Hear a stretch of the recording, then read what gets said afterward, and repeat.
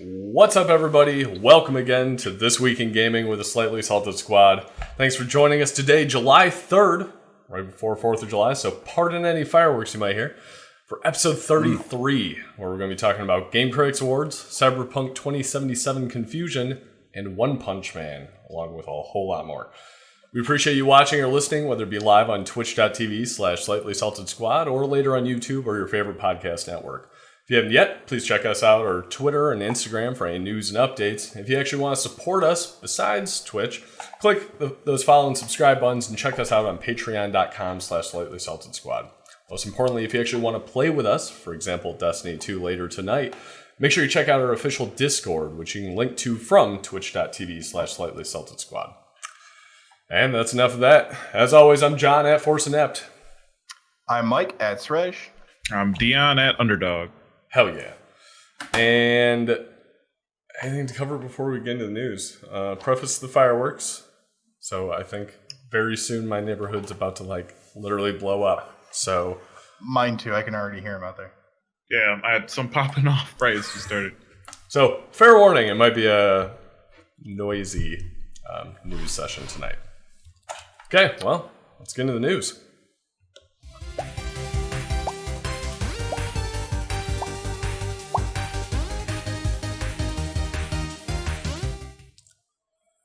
And we're getting reports from chat that Underdog is orange. I can be blue if you want me to. Underdog is orange. Only if you sing the classic Eiffel 65 song. I got like this, or I got like blue. I'd go with that. I'd go with the whatever. Whatever. You know, just change it throughout. You got the color key. Ooh. Whatever. Ooh, I can do that.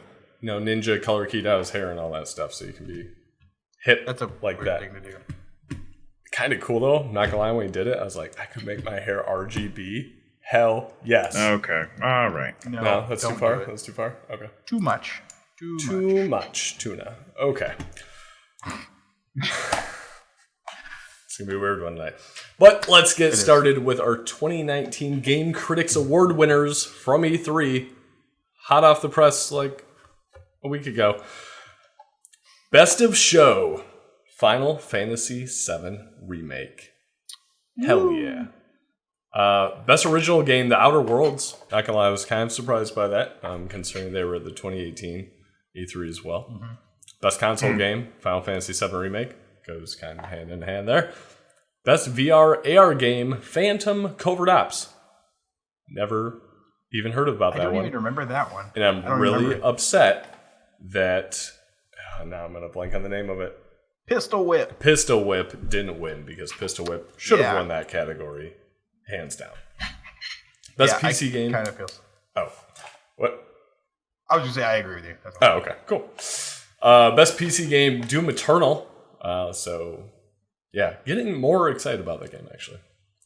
Yeah, not like best PC game excited though. All right. Nah. I'm just a grumpy old man, evidently. Yeah, grumpy old man. Best hardware peripheral. There you go, Mike. Xbox Elite Wireless Controller Series 2 for I think it's legit. A cool $180. Right? Way too expensive, but super fucking cool. If I won one in like a giveaway, or if like a Pleasant fan decided to donate one, absolutely all about it. Be my favorite peripheral ever. But I'm not going to pay almost $200 for a controller, no matter how cool you are. That's fair. I can't blame you on that one. Best action game, Doom Eternal. Best action adventure, Watchdogs Legion, which we'll talk about a little later. Best RPG, Final Fantasy VII Remake, no surprise there. Best racing game, Crash Team Racing, which I feel like came out. Not bring that up. I feel like that came out like a week after E3. It did. I didn't even realize that was at E3. It was in one of those like short little 30-minute panels. Gotcha. In between the big shows. I happened to catch it. It was just kind of on in the background. And it was cool. They did like a head-to-head thing where they had like people in the studio actually coming up and they were racing each other. It was pretty cool, but it was the best racing game there technically. I mean, because of everything else. Yeah, there was the expansion to Forza for the Lego. That was, for the Lego stuff. I think that's what we said it was. Best sports game, Pro Evolution Soccer 2020. I guess kind of surprised there. Really? We have some Evo news later. Yeah, that's kind of blew me away there. Best strategy game, John Wick Hex. Excited for that. Very excited for that. I don't think we really talked about it out of E3. I think we talked about it prior to E3. But family social game, Luigi's Mansion 3. Online multiplayer, Call of Duty Modern Warfare. Best independent game, there you go, 12 minutes. I think that was on all of our lists. Yeah. Best ongoing game, Destiny 2, which you can check Mike and I playing out after the stream. So if anybody wants to join up as a fellow Guardian, let us know. And special commendations for graphics, Cyberpunk 2077. Interesting note there, I guess. Yeah, it is interesting because, like, I think it looks phenomenal, but we didn't really see anything new enough to really win the show, in my opinion. Right. So, I don't know. I felt like it just feels like they put that on there just to give it an award. You know what I mean? Because we all know that's going to be, one of the next levels of gaming in terms of graphics, but it just feels weird that they're getting a special commendation. Yeah. And I don't know. Yeah.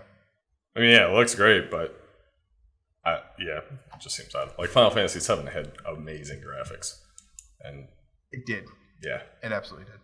I know, but yeah, and I just think it's like everything else is like best up, and that's like special accommodation because what's one of those games that we probably should have mentioned, but they didn't fit any of these categories? Oh, Cyberpunk. Right. Well, to be fair, there's no way Cyberpunk 2077 is going to beat out Best RPG against Final Fantasy VII.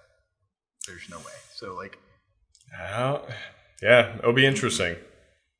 It'll be interesting. I'm talking about for that particular award ceremony, there was no way. Oh, yeah, that's fair. Chance. Yeah. And that was like, Cyberpunk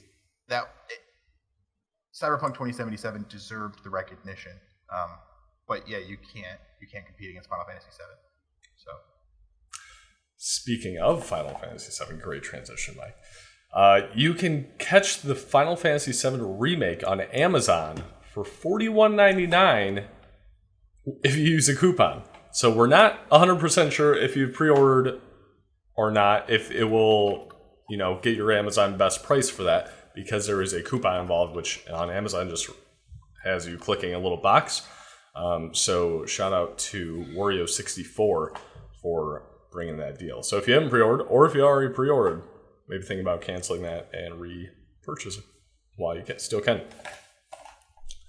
Yeah. I'll check this out later. Sorry, I'm looking at the It's like, apply what? the coupon. Come on. Yeah, it's usually just like a little stupid checkbox. I don't know why. Yeah. And Amazon doesn't charge you until it ships, so it's not like they'd have to refund or anything. So. Yeah, true. Let's see. Continuing on with Final Fantasy news. Sony announces a live-action Final Fantasy XIV TV series. Yes. Yeah. Copy paste that. So, would you guys watch this? No, I think science has gone too far. We have a Legend of Zelda series. We have a Witcher 3 series, or Witcher series. Yeah. I don't think we need a Final Fantasy series. Nah, I mean, Advent Children was cool, but now our games can match those animations, so I'm good for Final Fantasy VII, and yeah, I don't really need this. I'm just going to play it. Right. Yeah. I'll admit, I know really nothing about the Final Fantasy XIV story. I briefly played it and was honestly overwhelmed with it. I know it's a huge, long-standing MMO and probably has a decent story, but at the same time, again, and I think we've talked about this in the past, my kind of thoughts towards MMO stories are always secondary to the gameplay and playing online and playing with people and looting and all that stuff. It's, except for the Old Republic, I haven't really played an MMO for a story, so I'm kind of curious to see how maybe convoluted or relatable the story is to people. Whereas Witcher is, kind of a very somewhat self-contained story I'm sure they can do. It's like, oh, it's fantasy RPG type thing and high fantasy and all this stuff. There's witches and quests and whatever. This Final Fantasy tends to be a lot more convoluted, I'll say in the nicest way possible, because I love Final Fantasy, but always a bit I have heard there. that 14 has a rock-solid story, but Like, do I have to go play the game to understand it? I don't wanna do that. So, same company that's doing The Witcher 2. So, kind of interesting. Hive Mind Entertainment. So, that should be something. Oh, it's something, That's all right. about all I got. Continuing on with our other favorite show of E3, or favorite game of E3, Cyberpunk. Interesting article here. I'll let everybody read. Prezes CD Projekt Jest Zad. Yeah, I got nothing on how you pronounce Polish at all. But this Polish news That was article. a great attempt, by the way. Yeah, That was great. I'm not glad we work with somebody that speaks Polish, and in hindsight, I really wish I had them like translate this for me, because this is an article with the for an interview with the I forgot exactly who was CD Projekt Red, but explaining a lot of the stuff in the game, what CD Projekt Red are working on, including Cyberpunk 2077, and people stuck this into Google Translate instead of having it actually translated by people, and then suddenly the internet was alight with Cyberpunk 2077 misinformation. Nice. So, yes, this article, for example, multiple Cyberpunk projects being developed. CEO of Project Red confirms. So, talking about multiple Cyberpunk games, 3 in development, and this is literally everywhere. If you Google Cyberpunk 2077 multiple or multiplayer, because they talk about the multiplayer aspect in here, it's just everywhere. So be careful about misinformation out there right now for anything Cyberpunk. I had to dig around. PC Gamer has corrected themselves. CD Projekt says it's not actually working on multiple Cyberpunk games. Subtext Google Translate does it again. So this is where they go through about how it was mistranslated. They actually said, we're working on 3 Cyberpunk things over the main game and over 2 more. So, yes, while they're working on it, they go on to talk about they have 5 teams working on a variety of projects. 3 of the teams are working on Cyberpunk 2077. Then they have a studio working on technology and R&D, and then another separate one, Gwent, that's what it was. Gwent, and then a mobile project. So it's kind of like, okay, so 3 teams are working on Cyberpunk 2077 is basically what it comes down to. But this doesn't talk about the multiplayer at all, whereas the leaked information does talk about multiplayer, so I dug around for that a bit. And 2018, there was an interview over at Eurogamer with Project Red, and they said, we have multiplayer and R&D, but the game we're shipping to you, the game you're going to buy, is the single-player experience. That's really what we're concentrating on now, since the single-player RPG experience. That's what we want to nail down before we start looking at any of these other things. So it is interesting that they are going to be planning on some sort of multiplayer, but not at launch. I wonder what kind of multiplayer they could do. Yeah, so that was my initial thought. Like, I would love a co-op or GTA 5 online type experience where you're just kind of living in the world. Yeah. But I feel like for a game like this, of how clearly demanding this is going to be, that seems like a long shot. At least for this generation. Maybe next generation or something, but...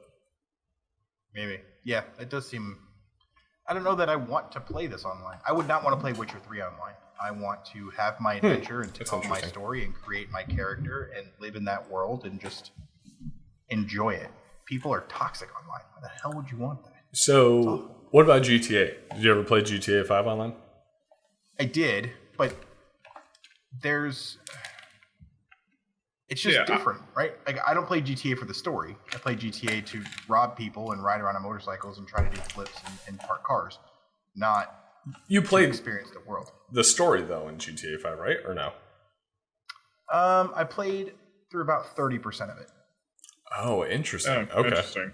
Yeah. Like, I mean, I don't know. I mean, that you're right in terms of GTA. That's what you are running around stealing stuff. But I mean, I think that they, last GTA 5 had a great compelling story. I think Red Dead does an amazing job as well. And I do like the aspect of having these separate entities, so that way I can have my whole Cyberpunk, potentially, right, my whole single player experience, and then maybe there's some maybe it's a section of the city to make it more, comparable for the demand that it has, and then, or maybe they're just doing racing modes and I don't know, different modes as opposed to like this open world multiplayer experience. Yeah, I was trying to think through of what I could envision this to be, because it is a first person game. It's a very customizable game. So my immediate thought was like Deus Ex, but multiplayer. And I just don't see that being as engaging unless you treat it almost like Rainbow Six Siege or something like that, where it was more self-contained missions, because I can't imagine the free roam on it being as, I don't know. Yeah, I just can't quite picture the multiplayer aspect of it. The Witcher is an interesting one because I could kind of see that being multiplayer, because it's that third person. It's almost like a Red Dead type multiplayer where you're just kind of messing around and doing stuff. Cyberpunk, I don't know. But yeah, well, and also we haven't.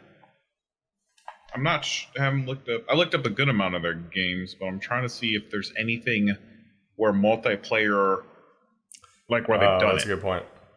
Yeah, Gwent. It's basically like the same thing. Basically. Right. Like in all the ways that it's absolutely not. Right? Yeah. There are multiple people. And actually, do they have multiplayer Gwent yet? I don't even know. Actually, I don't think they do. Damn it. So yeah, so something to keep in mind. Maybe they're tackle Gwent first, multiplayer, and then please we'll talk.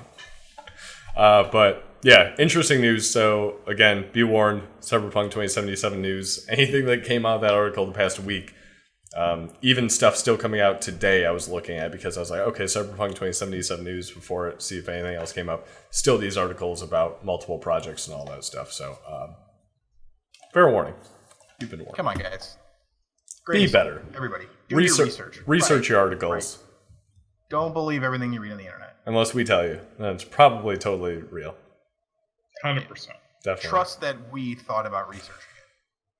That's fair. That's a good one. I like that. More Cyberpunk 2077 news. They are releasing some music. / they've only released one. But they've released Chippin' In, by Samurai. So give it a listen. I'm going to pause it already because I don't want to get a strike. But yeah, you can check that out. It's on their official YouTube. You can see on their Twitter as well. So 708,000 views already, and it's released yesterday. So they're doing pretty well on that. 705 people don't like it. That's disappointing. But yeah, apparently they're going to be doing this. Always. Not us. We don't get dislikes or likes. No, we don't get any attention. None at all. But yeah, you can check that out. They kind of mentioned it sounds like this will be like a series of them releasing it. So check it out. Let's see. Or the next one, which I will probably already start segueing off of. No, I'll wait till afterwards. Article by Jason Schreier. We'll talk about it a bit. Came out last week. The human cost of Call of Duty Black Ops 4. This is an immense article. Well worth a read. It will take you a little while. But it goes... This stuff is so deep. Yeah, I don't understand how we can write these huge articles all the time with all these interviews and testimonials and stuff. But, yeah. Oh, look at that. Dr. Disrespect on the side. We'll talk about that briefly.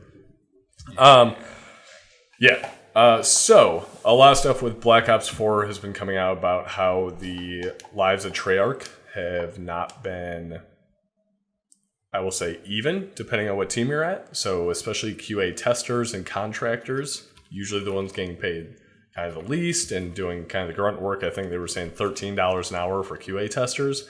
There are a lot of them. I'll just read one of the quotes. QA was told we were only allowed down at the party for a max of 20 minutes and we really shouldn't drink anything because we still had to work, said one tester. It sucks, but honestly, we're pretty used to getting these sort of rules when they do any parties here. It kind of goes on. Yeah. Goes on to talk about instances of like their AC was broken, so they just brought in some fans and everybody was basically just sweating working through all their shit. Activision made some super generic comments, etc., blah, blah, blah. Yeah.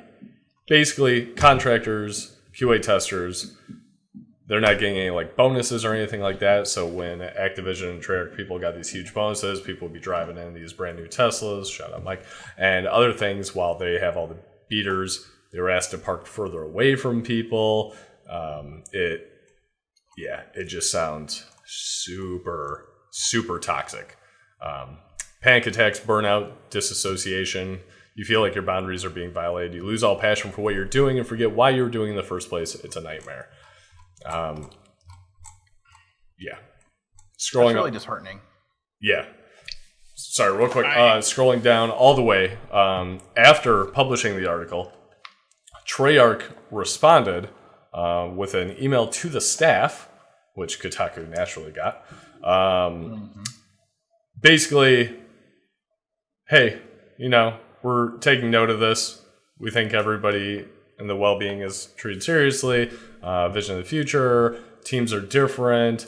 No one should ever feel like they don't have options, can't talk openly, etc. We appreciate the contributions made by all parts of the team and the name of the games we make. Cool. I'm sure all of the people getting treated like shit saw that and were just like, okay. How empty and hollow of a gesture. Yeah. Right. Granted, I mean, it's an immediate reply, so there's probably little you can do in a short turnaround, but still, it's like, damn. Sure.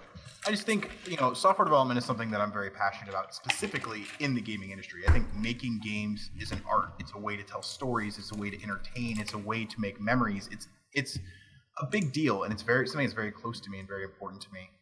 And, more and more and more of these articles come out, and it breaks my heart, right? Like, you're almost kind of seeing how the sausage is made in some cases, and it's I don't know. My heart goes out to these guys. I know that in some software companies that I've worked at before, QA tend to not be necessarily treated like first-class citizens, and I don't know if it's just the nature of the role or why it is, but it's just a trend that I've happened to notice for quite some time. But never in any company have I ever worked at has it been like this. And we're all up against tight crunches. We're all up against deadlines. We all have $1 million contracts on the line. We all have that, and yet we're still a team. And it's sad to see, these guys obviously aren't feeling like much of a team right now. Yeah, agreed. The one thing, though, is I am glad that this has become a bigger topic to talk through. I mean, I'm sure this stuff has been happening for a while, and it's really good to see this stuff make its way into the light for everybody to see, for everyone to take note of. And even though some of these responses are pretty generic and standard, I'm glad that it puts them in the spotlight for them to need to take action. And the more that we kind of hear this, and it's not just behind the scenes, the better. Right, exactly. Because there could be 3 studios that are not in the hotlight right now that are making changes behind the scenes, or they're having those conferences where they're like, listen, how are you guys feeling? Are things actually affecting you? And it's just visibility, right? Yeah. I love it. Yeah, that's a great point. I mean, we've reported on, I don't know, the past 2-3 months, I don't know, 3 or 4 different major studios. I mean, Riot Games is the one that jumps to mind, but just all this crunch talk and things like that. And, Rockstar. Yeah, Rockstar as well. So this one talks about the crunch, but it does kind of focus on that single team. It was interesting too. They one of the testers in here talks about how they're used to other studios and stuff having the QA kind of interspersed among teams, which is relatable because our company does that now as well. But at Treyarch, they're all in like basically a room together. And it's just like, all isolated, all kind of segregated out. So it's unfortunate. When you're Activision Blizzard, and you have this many eyes on you, be better. Yeah. You owe it to the community, you owe it to your fans, you owe it to the gamers, you owe it to everybody to be better. Set that example. It's just unacceptable across the board. Okay, Jason Schreier, great article. It's good though. Now on to Jason Schreier on Twitter. So I don't really want to cover it too much because it's not really like video game news, but I had to do it because we're talking to Jason Schreier yet again, since he seems to be amazing. So been a lot of Dr. Disrespect news about him streaming in the bathroom, etc. like that. He came back, he apologized, which seemed pretty good. Seemed like relatively heartfelt. I mean, still not really an excuse. Kind of hid behind the persona from what I saw. But whatever it is. So there's this random guy, Dark Lord Bowel Movement, I don't know who that is, but kept tagging Kotaku, kept tagging Jason Schreier about it, all this stuff. So Jason Schreier says, I don't know why you keep tweeting at me about this, but Nathan is an excellent reporter. So, sorry, missed a step in there. Kotaku published an article by Nathan something or other. And it was a very just fact-driven article. At the very bottom, he basically said, it's a good apology. I could see how people might see him hiding behind his persona, though. Essentially like that. So this guy starts tweeting at Kotaku, Jason Schreier. He says, I don't know why you keep tweeting me about this, but Nathan is an excellent reporter. I stand by everything he's written about the toilet streamer.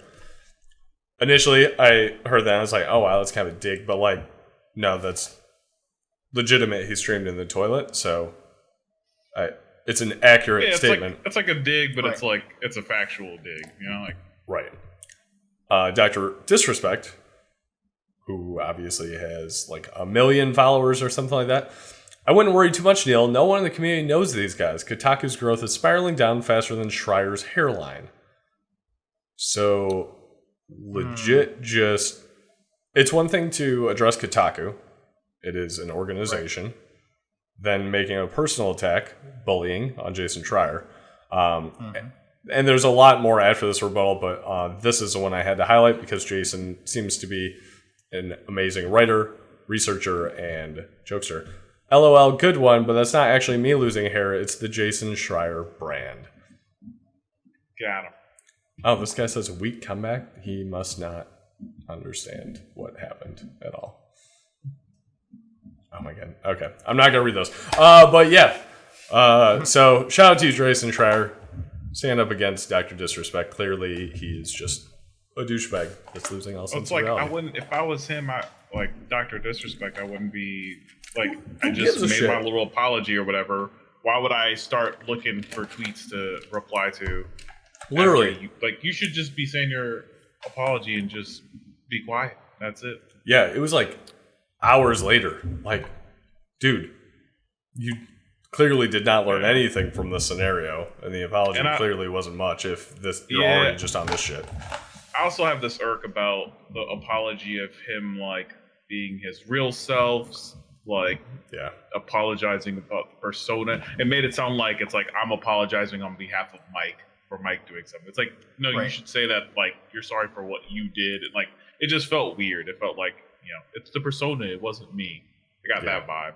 Yeah, and it's one thing, I guess, to like get caught up in a character because, I mean, I'm sure that probably happens. You get into that character and all that shit. Yeah. But at the same time, you are that character, so, like, repercussions follow you. I can't just be like, oh, as a character, I murdered that person, but don't worry, the character won't come out again. Well, you fucking murdered somebody. So, yeah. But dumb. And yes, Steve Nedley, a guy named Dr. Disrespect who you should just ignore. And don't contribute to his million streamers. Speaking of twats, EA. That's your best one yet, buddy. And I felt that one in my toes. It's honestly kind of the opposite of the article, but EA, I struggle with the perception that we're just a bunch of bad guys. So their executive vice president of strategy, Matt Bilby, interviews games industry, or does an interview with gamesindustry.biz. And talks about how, you know, He's worked there for, well, here's a quote, 25 years at EA, and I still struggle with the external perception that we're just a bunch of bad guys. We love making and playing games. Unfortunately, when we make mistakes on games, the world knows about it because it's of a size and scale. I think there's more to it than that, though, right? Because first off, the mistakes they make are dated, right? They don't learn from what the other people in the industry are doing, and they make the same mistakes over and over again. But they're also so slow to respond, and they don't go out and they don't address it immediately. They're not quick to be like, I made a mistake, let me fix it. Do you think that's because of the size of EA, though? No, not at all. Because EA is one big company, right? But there are several smaller teams and smaller companies within that are just as agile and just as quick to move as any other gaming company out there. Okay. I think that it's sort of like, my perception is that it's what can we get away with? You know, it's the whole analogy from Fight Club, right? Like, do we do the recall? Is paying people out in lawsuits worth more than the amount of money it's going to take to do the recall itself? That's how I feel sometimes, right? And you see the Battlefield 2 freaking prices dropping and tanking, and they go, all right, you know what? We do need to fix this. Instead of like, well, yeah, but if 30% of the people actually pay the money, well, we're ahead. It just puts a bad taste in my mouth. Yeah, I agree. It's almost like we're just going to throw this stuff out there and see if it upsets anybody. If it doesn't, then great, we're making all this money, we're making loot boxes, whatever. And if it does, then that's where the whole they can recover and all that. Yeah. Look at Anthem. All the feedback that they got back from the alpha, all the feedback they got from beta, all the feedback they got at launch, and they still haven't done anything. In fact, they still released the content that they had delayed releasing because it wasn't quite ready. Like, you didn't pivot, you didn't change, you didn't do any of that stuff. But don't worry, Mike. If you tuned in last week for episode 32, you would have heard about how we're going to have Anthem for like a decade. Yeah, it's all going to be great. It's all going to be great. They'll finally finish their year one roadmap by the end of there. Oh my god, yeah, that's fair. Going down further into the interview, though, they talk about EA Originals. So obviously, EA has made a large effort over the past, I think, 2 years or so of 2 years, working with indies and stuff like that. Excuse me, and they talk about how they're not the big games, so they're not, these big banking things we're doing. It's EA Originals is our opportunity to connect with the talent and those smaller ideas. Sorry, when you're part of a big company, it's too easy to fall into the trap where you see a game concept and think it has to be big. So interesting. So they talk about all the different partnerships they have, and then they talk about EA or EA Access, where you can sign up for $5 a month or $10 a month, depending on what access you want. You get all these different games. So it's 100 different games. But it's interesting that Strauss Zelnick, He just sounds like a supervillain. He is definitely a supervillain. Andrew Wilson, the CEO, and Strauss Zelnick said the reality of EA Access, where you get over 80 games on your console for $30 a year, the value proposition is there. We've learned from Netflix and others that the real value is when your family can take advantage of it, where you may have 4 people in your household. When you unlock that opportunity and there are multiple people in your family that want to play and engage in that, the value proposition goes through the roof. Because he is apparently not sold on subscription services. Subscription business is in games today. The value proposition is great. But the access, there's room for improvement, which streaming will unlock. Everyone understands it's going to happen. We need to embrace and learn from it. It's part of our commitment, blah, blah, blah. But they're not sold on it. They're committing, basically in the article saying they're committing to streaming not because they want to do it or necessarily even believe in it, but they need to understand, for example, FIFA, how that runs on streaming and make sure they're good at it. Otherwise, they will fail. Mm-hmm. So it's a very interesting look at their kind of approach to streaming, that streaming future, whereas I feel like, obviously Xbox and Stadia and everything like that are, gangbusters all in because, that is their future. Where this, it sounds like they're even reluctant for that future. It's just, like you said, they're kind of behind the times as far as recognizing they need to do it, they just don't want to do it. Right. And also, if you can hear those fireworks in the background, apologies. This is episode 33 on July 3rd. So it makes sense to you if you're watching later. Yeah. So, and that's one thing we talked about Ubisoft, their pass. Comparison to EA Access. Because I never, even though EA Access is already a thing, never even really threw that in there. Yeah, I don't know. I genuinely considered buying the Uplay Plus, but I've never considered the EA Access. So Exactly. What does that say? What does that say? Because Uplay Plus has less games than EA Access. Right. Huh. To be fair, my genuine interest in it is how it's going to work with the Stadia. Fair. I think I was kind of the same way. And honestly, I like Ubisoft games a lot more overall. EA has Star Wars, so like I'm stuck with EA for a while. And they have Apex Legends, which we'll talk a little bit later. Deion, any thoughts on? I know you've done EA Access to get the free, essentially, early access stuff. I've only done it to pay for a month and get early access on a game, or like we have like the 10 hours of Battlefield. I've done that. I have also done it. So I have done it like here, just literally like I'll do a month or something like that and then stop. I did it for my Xbox because they have Mass Effect, all the Mass Effects and all the DLC. Oh, interesting. And I was playing that. So that was the only real legitimate time where I like really wanted to play a game. And I knew that I could just pay, whatever, and just play that. So, yeah. Do you think Uplay Plus will end up being like EA Access for you?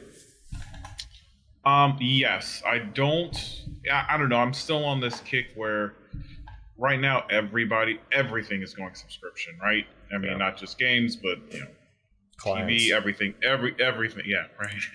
Everything is all about the subscription model. And personally, I get concerned about, you taking this much here and this much there and this much. I mean, that they know that they're doing that you don't really notice $7 a month coming out of your bank account versus a grand total. So for me personally, I'm still going to pay for the bigger games, but some of those games, especially the ones that you try to convince me to play, John, for like a month, this is where this comes in, where I'll just buy this. We'll play it for a month, and then I'll be like, all right, I don't feel like I wasted my whole life. Or all my money on this game, I should say. So that's a good point. That's true, John. That will make my addictions easier. Yeah, you'll be like, come on, bro. Yeah, you should. What you should do is get your little affiliates going, and so you can just be like, yeah, just use my code right now, bro. You get 5% off. It's a good deal. So many of those people taking advantage of that. You already should have one for VR. I don't know how. I should work on that. Creator codes for Oculus and HTC. Steve Natalie says, we don't want to invest in new technology. We have to invest in new tech. That is basically EA's catchphrase right now, it seems like. So, yeah, well put. Okay, let's move on from EA. No one wants to hear about that anymore. On to One Punch Man, the video game. So, trailer for this released. Bandai Namco seems to be a 3v3 fighter. They've announced 5 characters, and I don't have what ones those are. You've watched One Punch Man, right? I have watched. How can it be 3v3 with only 5 characters? Well, they've only announced 5 characters. Like, there are more than that. They've only announced It's fair. But, okay, so, Deion, I know you've watched it. Mike, have you watched I've watched season 1. I have not watched season 2, but I want to. I really enjoyed season 1. Oh, yeah. I have not watched season 2. That's a good point. Because I forgot that came out, so now I gotta go watch that. I'm really curious on this because, spoilers, One Punch Man doesn't ever take damage and just destroys people in one punch.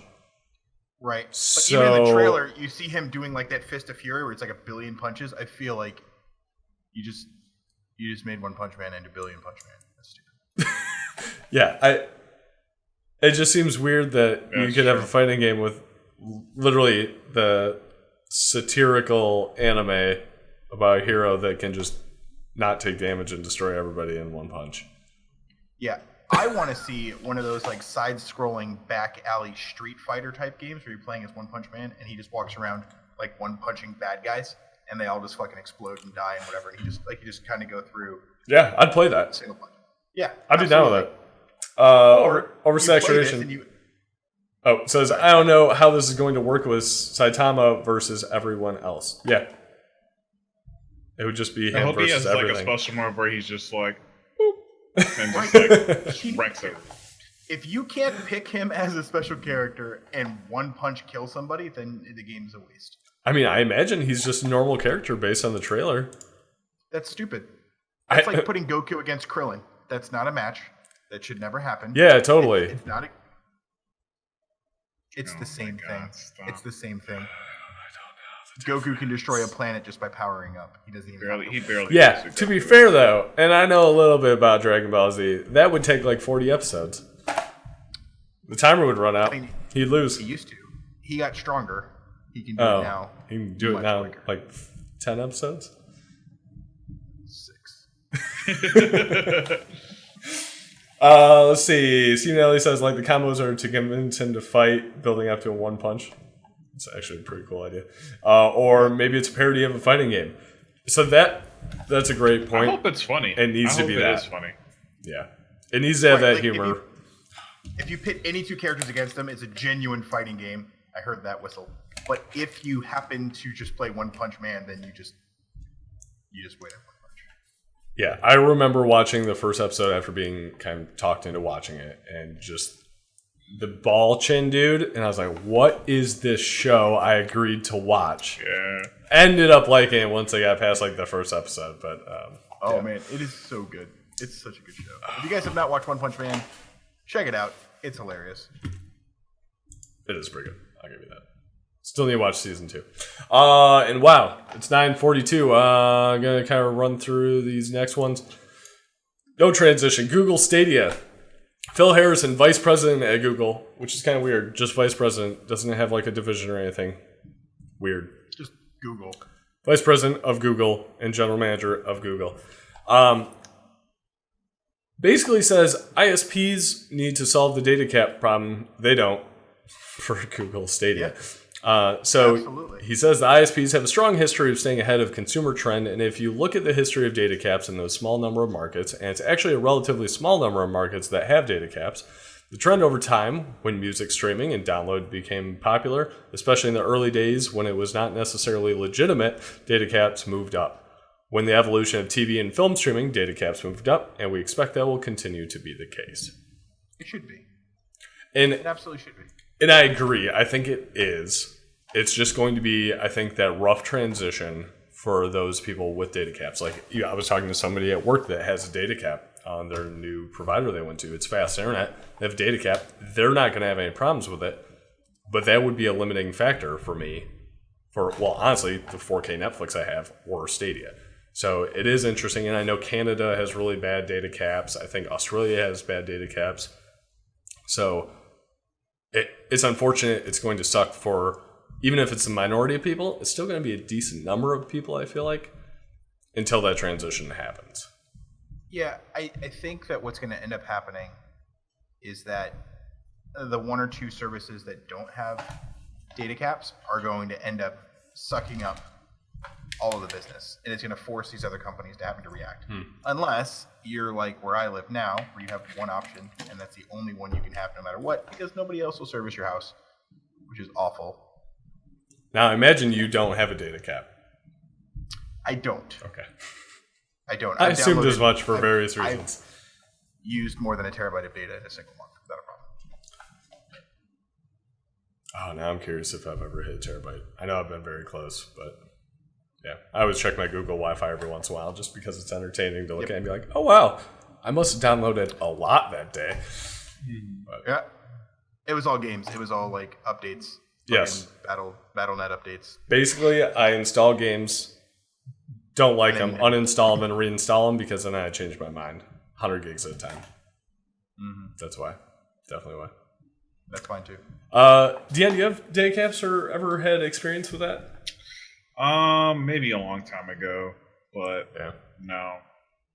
I heard an interesting comparison of this to text messages back in the day, where you had to like pay per text message, and then it definitely was like ran up that bill. Yeah, I could see that. Oh yeah. Yeah. Oh yeah. Before unlimited text and unlimited calls was a thing. Hell yeah, definitely. Because you get 30 charged cents a for text or some shit. and the text And back. Yep. Yeah. And I've got friends that can't put a single thought together, and they send you 15 freaking text messages for the same thought, and then get to the bottom and go, "Oh, never mind." You're like, you could have just thought about it before you hit send and erased the entire thing. You know who you are. I was gonna say I know a few of those as well. Oversaturation ran up a $200 phone bill in high school browsing the internet. Whoops. Steve Nedley says, "I can hear you, Mike," in all caps. Yes, I'm talking about you, Steve. I never had text messages because until it was unlimited, I stayed away from them because of that. Because I had a $600 phone bill one time. Because I thought I had unlimited calling nights and weekends thing. It was a long distance relationship, etc., etc. Had nights and weekends. In Korea, $600. Jeez. Yeah. So unlimited nights and weekends, except the other person was a different provider, and then the rules changed, which I didn't know. Yeah. Yes, Pharaoh. That 240p phone porn. You couldn't even stream porn back then. It was GIFs. I was carrying my brother's phone bill at one point in time, and he took his SIM card and put it into an iPhone without telling me. This is back when you had the iPhone data plan. $1,800. Holy shit! Canceled my plan with AT&T. Took my entire tax return, paid it all off, and I never went back. Yeah. Also, Tim, I never forgot. I am still mad at you. It's been 15 years. I'm still mad. Yeah. Yeah, that was a $600 phone bill on Verizon. I never went back to Verizon. Speaking of mobile data, that wasn't a very good one. Tetris Royale is coming to mobile. The Tetris company enters multi-year partnership. So essentially, and I could not find the quote, but there was a discussion out there about the creators of Tetris 99, which is the Switch version, if anybody's played that. Yeah. So it's a battle royale for Tetris. It's 99 players. And the comment about this mobile game came out like, oh, you're just copying that.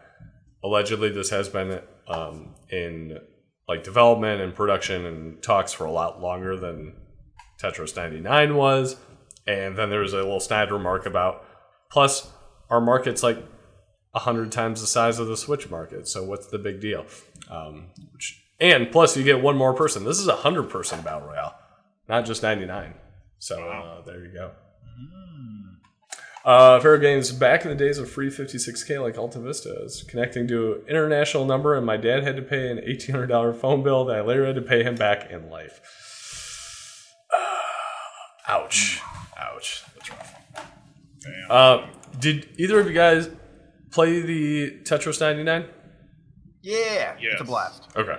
So I am actually very excited for this to come to mobile because I just never played on the Tetris 99 on the Switch, and it for sure seems like a mobile game to me. So there's going to be like skins and rankings and all this stuff. So I'm very excited for what Nintendo's doing for mobile games, and I know that not everybody's a huge fan of mobile games as such, but the stuff that Nintendo is putting out has been top-notch. This isn't Nintendo, though. Yeah. So, which is weird because the Nintendo Switch one, you'd think it would be, but this is Network with a 3 because it's Leet speak. So, yeah. I take back everything I said. Nintendo doing a great job. I'm not looking for fuck this game. Moving on. Yeah, I'm curious to see how the quality compares. I'm sure that set the standard for these guys, and they're probably like, oh shit, now we actually need to put something out that's good. I mean, they know they're going to get immediately compared to Tetris 99 as well, so like it needs to be good, or people are just going to be like, no, it's like a shittier version of Tetris 99. Exactly. I literally just occurred to me that I missed the entire part where you said this is a different game. I'm embarrassed. See, it's a different game because there's one more player. I was trying to figure out where the hell you got the 100. I was like, is this like a... Yeah, like 100? It's a DLC. They added one. Let's see. Next... By DJ Khaled. Another one. Oh, my God. That was pretty good. Got him. I give it that. Next up, Watchdogs Legion. Not really news, but just a video everyone should definitely check out. So if you actually go to the official Watchdogs website, there's essentially a classroom 101 for Watchdog Legions. It's got the dentist from Parks and Recreation. That's the only way I'll ever imagine him. That guy. And it's hilarious. Swearing and all that stuff, so, be warned, not that we don't swear on this show all the time. What the fuck did you say? Exactly. But talks about all playable characters, goes through all that and stuff like that, different bots and how people attack missions, and it's just got some really good humor to it, so definitely check it out. 5 minutes long, so there you go. Not even too bad. 9 million playable characters allegedly in this game, so kind of crazy. Pharaoh Games saying that it's perfection, and I agree. It's fantastic. Yeah, I always love when they do little things like this, prior to games coming out. It's good. Yeah, and it sounds like this will be a series too, because they do talk about the next class, talking about multiplayer, which I'm actually very excited for because I haven't really seen much about that. So yeah, Netflix just confirmed that they're actually going to do a Watchdog Legion series on Netflix. I'm just kidding. It's like the video game series. What? John looked behind him like there was somebody back there. Well, it's your face over there, which also works because on the stream I'm looking right at you. Yeah, that's weird. That is weird. Dude, if it was a Netflix series of this class, I would watch it. It's that good. I would watch it. It's a YouTube Red series. I would watch that. I have YouTube Red. I've never watched a single thing on it. Damn it. Let's see. Next up, the PlayStation realm. Marvel's Spider-Man, which if you haven't played, you should go play immediately because it's amazing. One of the Game of the Year contenders last year. I know these Matos, if he's in the chat, finally beat it. Shout out ADEV. With the Spider-Man's Far From Home releasing yesterday. Yes. They released for the game 2 new suits because I read, so now I know there are 2.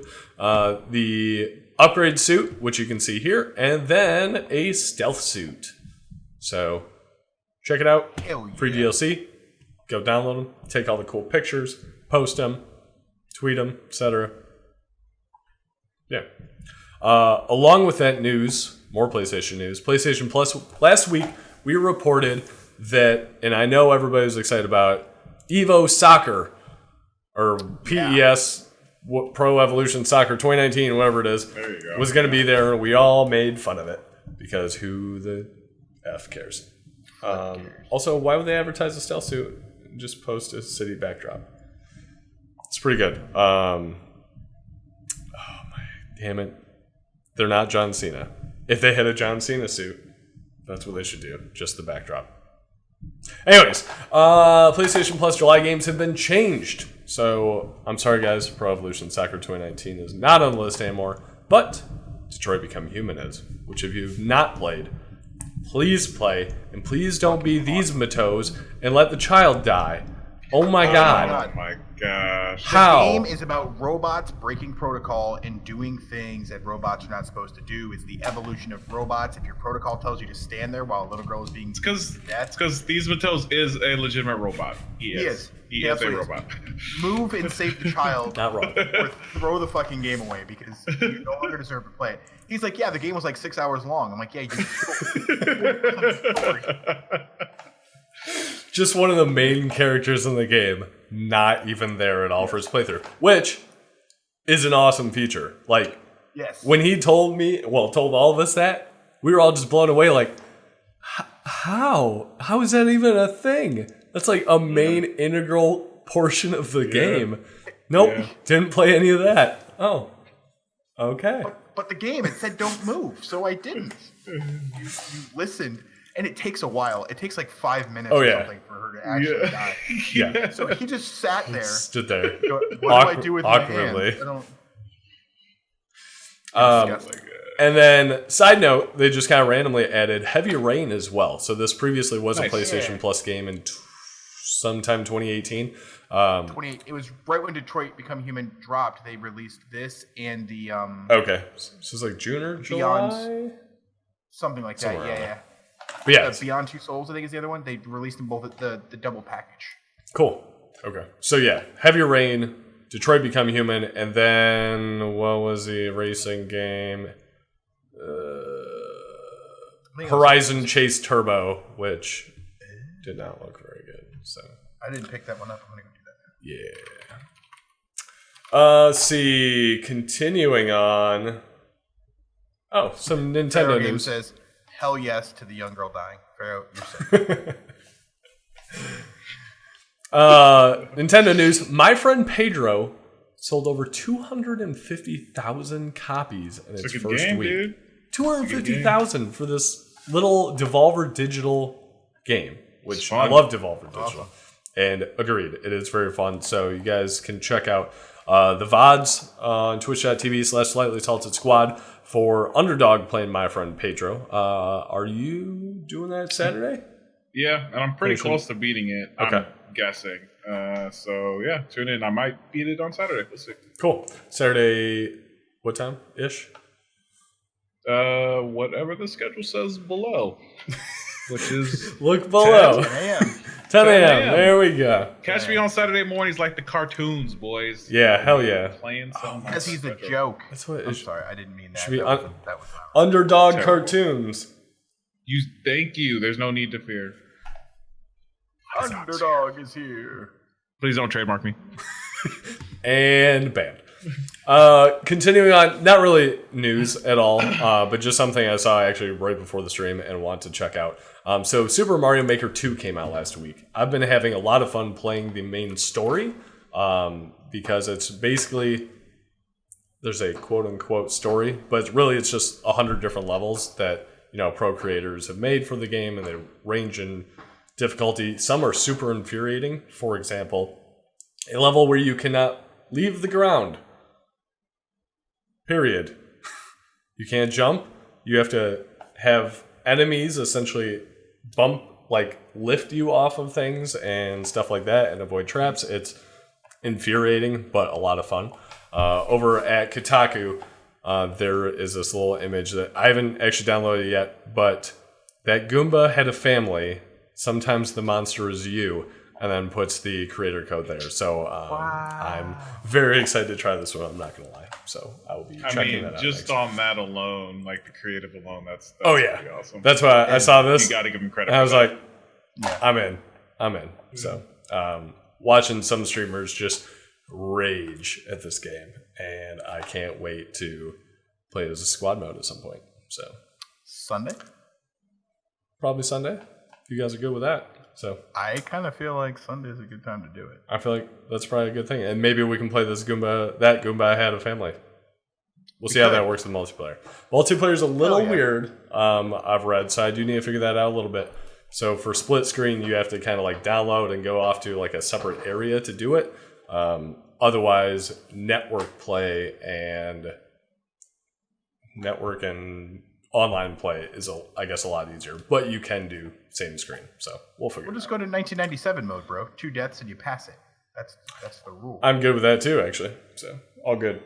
Let's see. Oversaturation says, Sunday at, not sometime, 3 p.m. Eastern. 3 p.m. You can check us It's out. the same schedule for months. Twitch.tv/slightly salted squad. You can check us out 3 to 5 p.m. Also, for those of you guys keeping track at home, our schedule is actually directly below this video. You can see exactly when we're going to be online for all 5 days that we stream. If you're at twitch.tv/slightly salted squad. If you're listening, I don't know where below you is, but please don't look down. It's in the descriptions of whatever podcast you are using. Bam. Look at that. we're on Spotify. We're there. Apple. Holy shit. Are we? We made it, y'all. We made it. We all have pixels. It's true. I have no way to verify we're actually on Apple, but we're on Apple. There's a great level where Lakitu befriends you, Bowser ends up killing him, and then you kill Bowser's family. Damn. Wow. If you can find the level to that, the level code to that, please post that somewhere. I would love to see it. And Also, I said twat on iTunes. Amazing. Let's see. Heading into the other free deals as we're running out of time here. Overcooked. I kind of jumped ahead. My bad. On Epic Game Store, starting tomorrow, the 4th of July. Uppity. Oh my god. I'm blanking on it. It's 4th of July. Whatever.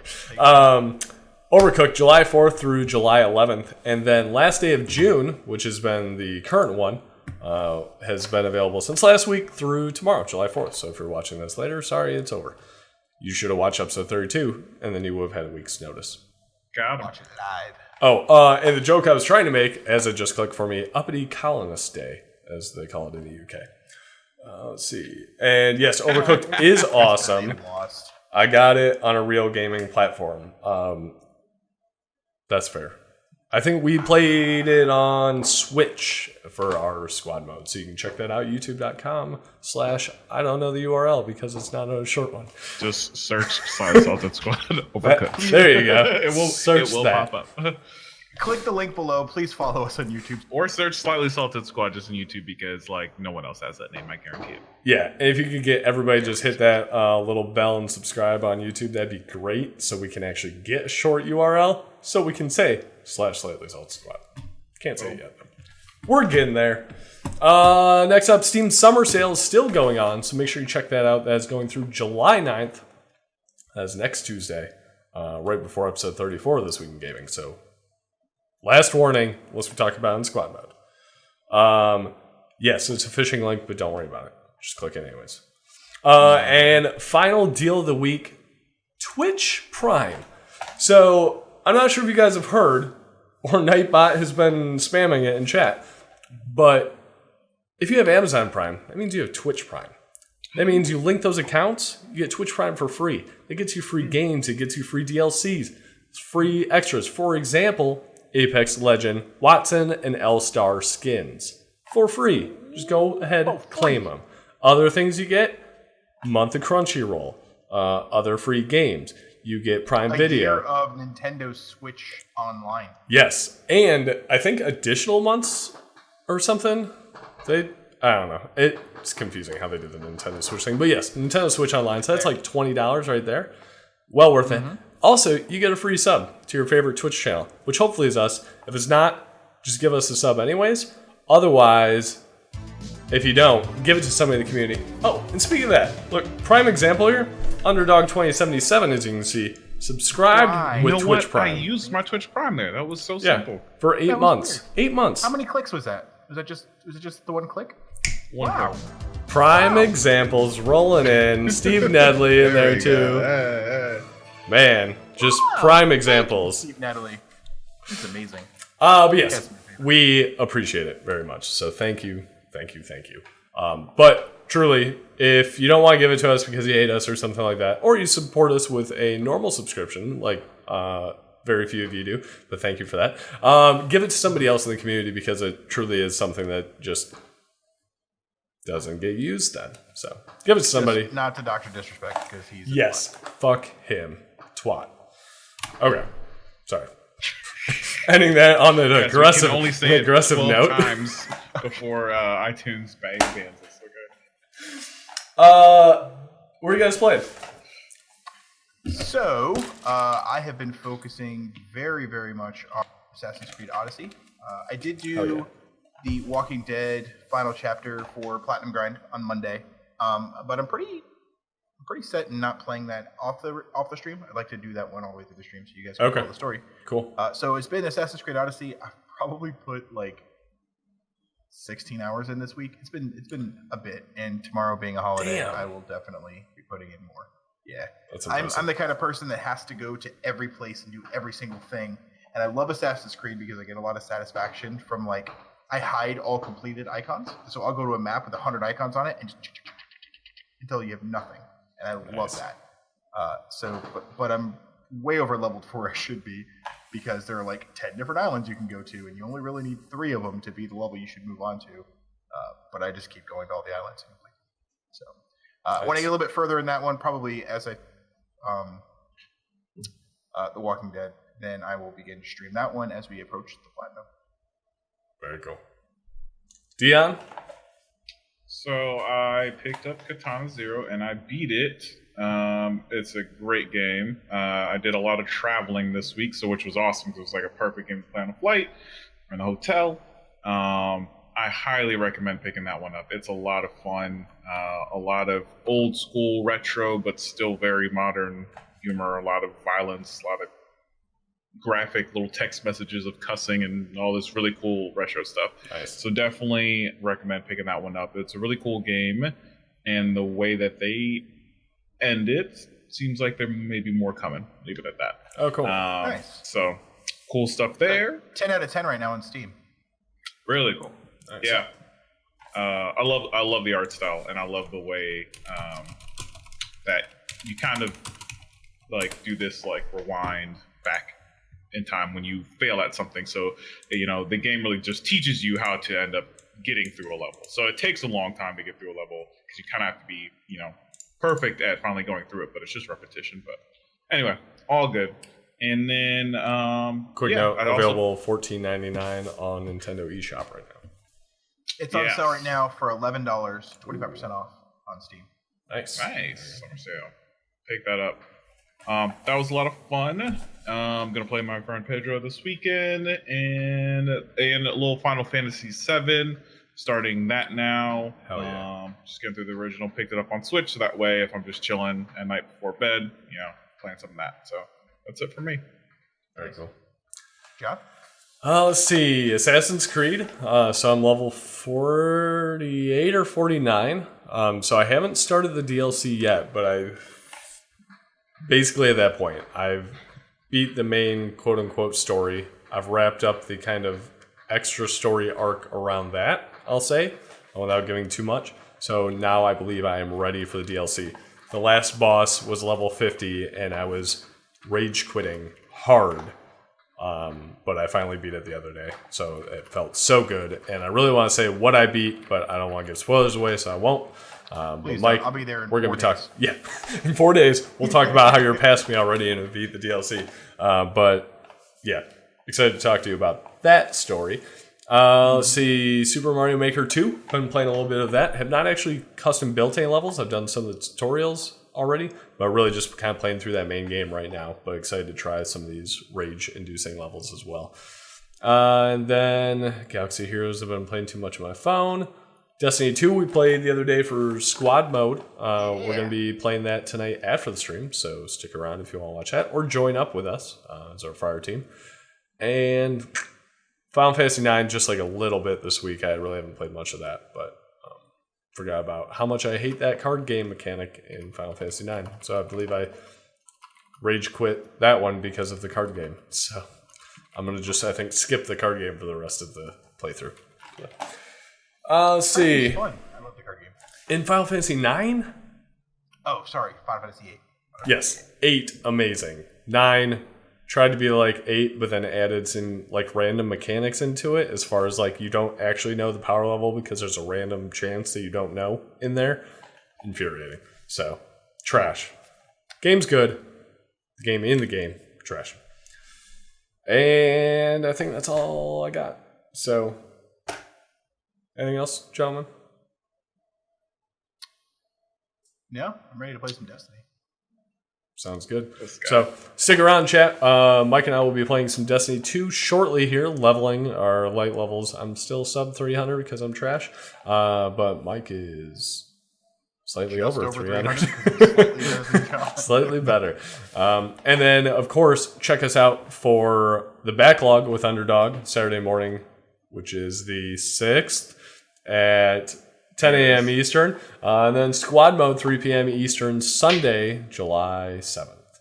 So check us out then. Twitch.tv/SlightlySaltedSquad. Until then, stay salted. Bye, guys.